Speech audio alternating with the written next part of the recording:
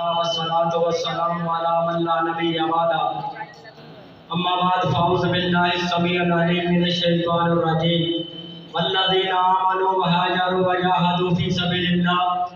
والذين آووا ونصروا أولئك هم المؤمنون حقا لهم مغفرة ورزق کریم۔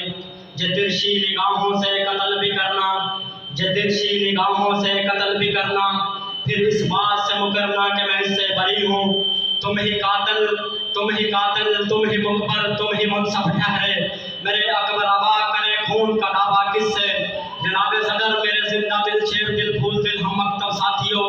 آج میں آپ کے سامنے واقعہ کربلا کی حقیقت کو رکھنا چاہتا ہوں۔ ماہ محرم کا مہینہ جیسے ہی قریب آتا ہے تو امام محرم کا مہینہ جیسے ہی قریب آتا ہے، اہل بیت سے محبت کا دعویٰ کرنے والے، اہل بیت سے محبت عقیدت کا دعویٰ کرنے والے پورے ملک میں جناب شہادت حسین کو بیان کرتے ہیں، اور اسی آڑ میں آ کر شہادت حسین کا قصوروار یزید کو قرار دیتے ہیں۔ حالانکہ سرے سے یہ بات غلط ہے اور اس کی حقیقت کچھ اور ہے جس پر ان لوگوں نے پردہ ڈال رکھا ہے۔ کسی شاعر نے خوب کہا تھا کہ حقیقت چھپ نہیں سکتی بناوٹ کے اصولوں سے، حقیقت کبھی چھپ نہیں سکتی بناوٹ کے اصولوں سے، خوشبو کبھی آ نہیں سکتی کاغذ کے پھولوں سے۔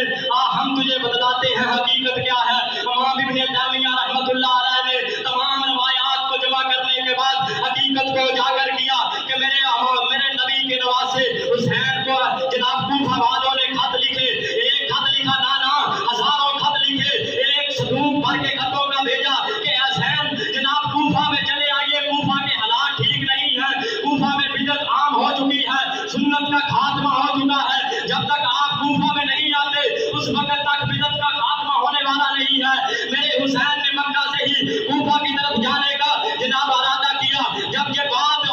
عمر بن جناب عبداللہ بن عمر کو پتا چلا تو عبداللہ بن عمر نے کہا کوفہ نہ جانا، کوفہ کے لوگوں کے خون میں وفا نہیں ہے، کوفہ کے لوگ وفادار نہیں ہیں بلکہ جفادار ہیں، یہ کوفی نہ یوفی ہیں۔ جب یہ بات عبداللہ بن عباس کو پتا چلی تو انہوں نے کہا کہ کوفہ نہ جانا، یہ کوفی ہیں جنہوں نے تمہارے بابا کو شہید کر دیا تھا۔ جب یہ بات عبد الرحمن بن ابی بکر بن حارث بن ہشام رضی اللہ تعالیٰ عنہ کو خبر ملی، انہوں نے کہا کوفہ نہ جانا، یہ وہی کوفی ہیں جنہوں نے آپ کے باپ کو شہید کیا تھا۔ میرے حسین نے کوفہ جانے کا ارادہ بنا لیا، منصوبہ بنا لیا۔ میرے پیغمبر کے صحابہ بیان کرتے ہیں ہم جب حسین کوفہ کی طرف جا رہے تھے تو ہم بڑے پریشان تھے، ہم نے خدا کی امانت میں حسین کو کوفہ کی جانب روانہ کیا۔ جب حسین کوفہ کی جانب جا رہے تھے تو میرے حسین ابھی کوفہ نہیں پہنچے تھے، یزید کے پاس نہیں پہنچے تھے، تو خبریں پہلے مل گئی تھی کہ جناب مسلم بن عقیل کو اور ہانی بن عبداللہ کو شہید کر دیا گیا ہے۔ میرے حسین کا جب جناب اس کو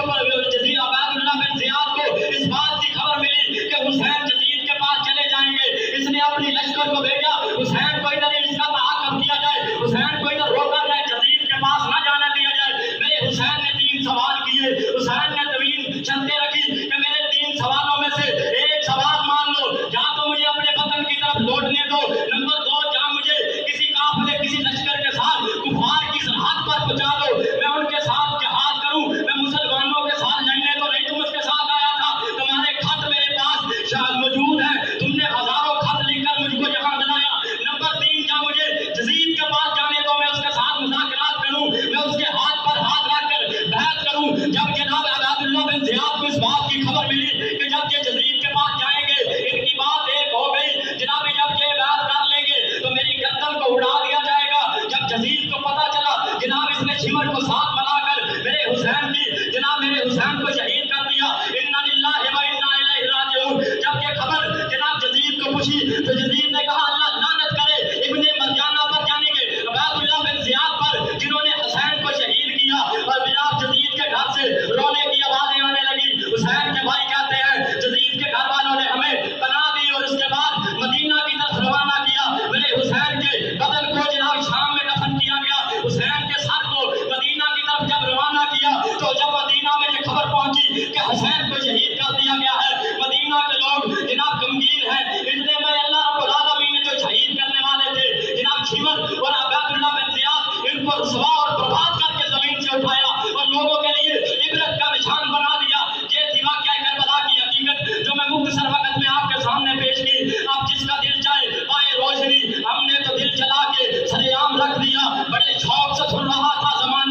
بھی سو